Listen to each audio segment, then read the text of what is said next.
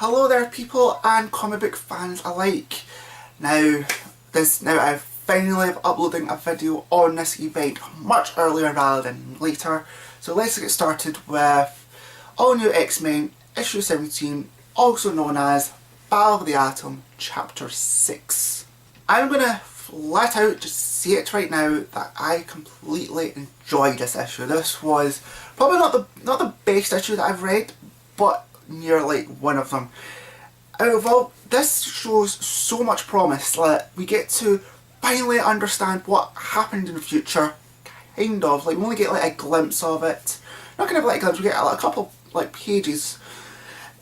And then also we understand that the now this might be a bit of a spoiler, but it's kind of saying without the whole thing, but the X-Men that supposedly came from the future into the present is actually not the X-Men, because the X-Men that Magik and Iceman and Beast go into the future, they actually meet the real X-Men. So who is this supposedly X-Men, or pretending to be an X-Men?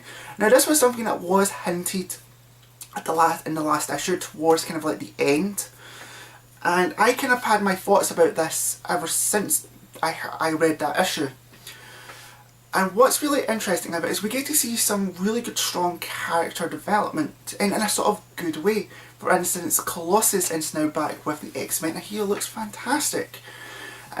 We also see one more character, Quantum Quire. Now I think that it's Quantum Quire or Quantum Queer. It's either the two, can't remember his name really. But we see that he's now the resident Phoenix host, and he seems to be actually having control of it. Now, to that's interesting. That's really good. That's because maybe this is a step up in the right kind of direction of maybe a future X-Men sort of event or whatnot, or storyline, however.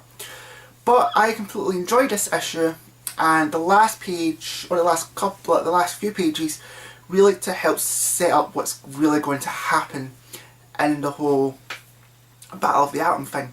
My only gripe, however, biggest gripe, is this should have been chapter 5. This should have been chapter 5, not chapter 6.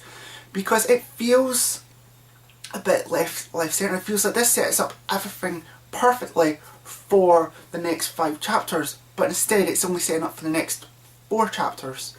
So in a way I am quite disappointed in that way.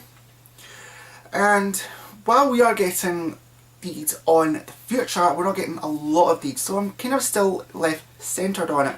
But if you had to ask me who the villain is, I actually have a really good idea of who's the main cause of this, and I'm not really that entirely sure yet, but I have a rough idea who it is. So with all of that, I'm giving this a very strong 4 out of 5. Now if I was doing half points, I would give this a 4.5 out of 5, but I'm not. It's a strong 4 out of 5. This could be probably nearly one of the better issues of the whole event. I still believe the last one was the best one, but this has totally changed my mind on the whole event entirely, and I'm thinking this could actually work out. So I would like to know, has this totally changed your mind of the event, or your mind still stuck on it ever since day one? Let me know. This seems really interesting, and what did you actually think of the issue? That'd be an interesting kind of talk there. But with that, ladies and gentlemen, I will see you guys later for the next review on the next chapter.